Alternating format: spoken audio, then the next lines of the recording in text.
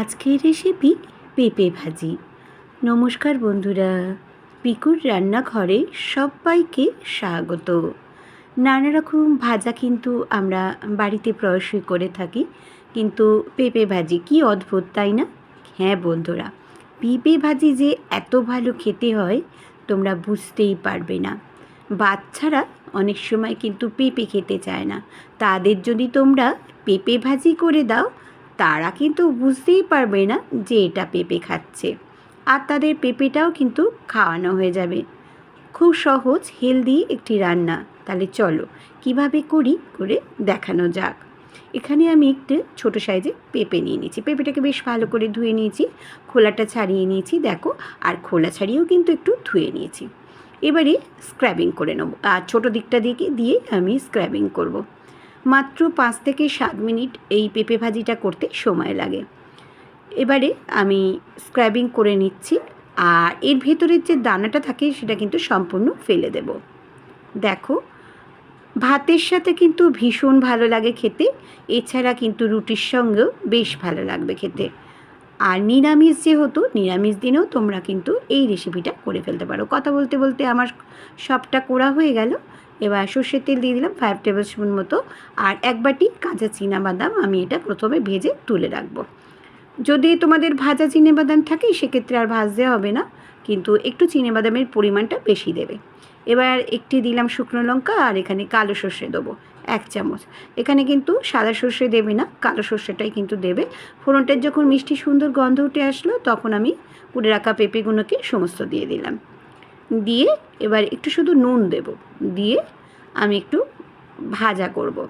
আর গ্যাসের ফ্লেমটা এই সময় লো টু মাঝারি করে রেখে দেবে।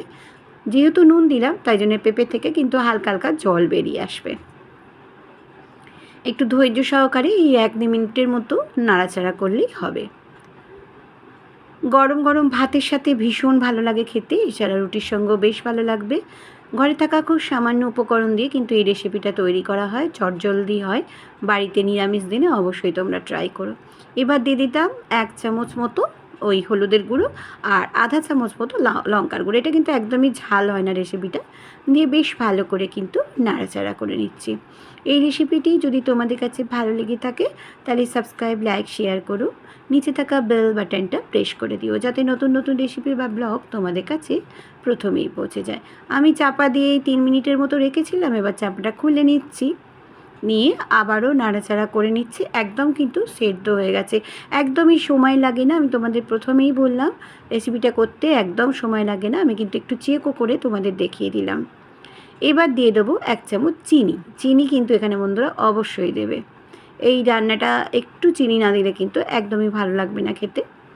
এবার দিয়ে বেশ ভালো করে কিন্তু নাড়াচাড়া করে এবার ভেজে রাখা যে বাদামগুলি আছে সেগুলিকে দিয়ে দিলাম। খুব সহজে এই রান্নাটা হয়ে যায়, খুব ভালো লাগে বন্ধুরা, একবার বাড়িতে অবশ্যই তোমরা ট্রাই করো। এবার দিয়ে এই বাদামটা দিয়ে আমি একটু বেশ ভালো করে নাড়াচাড়া করে নিচ্ছি। 1 সেকেন্ডের মতো নাড়াচাড়া করে নেব। নিয়ে এবারে আমি এর ওপর থেকে দিয়ে দেবো কিন্তু নারকেল কোড়া। হ্যাঁ বন্ধুরা, এই নারকেল কোড়াটা কিন্তু তোমরা অবশ্যই দেবে। নারকেল কোড়া দিলে কিন্তু এর স্বাদ একদম বদলেই যাবে, ভীষণ ভালো লাগে খেতে বন্ধুরা। অবশ্যই বাড়িতে তোমরা ট্রাই করো। আমার ফেসবুক, ইনস্টাগ্রামে পিকুর রান্না করা আছে, চাইলে সেখানেও কিন্তু তোমরা সদস্য হয়ে যেতে পারো। এবার আমি স্ট্যান্ডিং টাইম করে রেখে চাপা দিয়ে তোমাদের কাছে লুকসটা দেখাচ্ছি। দেখো কত সুন্দর দেখতে হয়েছে, দেখে কিন্তু বোঝাই যাবে না এটা পেঁপে ভাজি করেছি। বাড়িতে তোমরা অবশ্যই ট্রাই করো, আর বাচ্চাদের কিন্তু এইভাবেই খাইও। সবাই খুব খুব খুব ভালো থেকো, সুস্থ থেকো। আবারও আমি আসবো নতুন নতুন রেসিপি বা সুন্দর সুন্দর ব্লগের সঙ্গে। আর প্লিজ একটি করে তোমরা লাইক করো। এতক্ষণ আমার সঙ্গে থাকার জন্য ধন্যবাদ।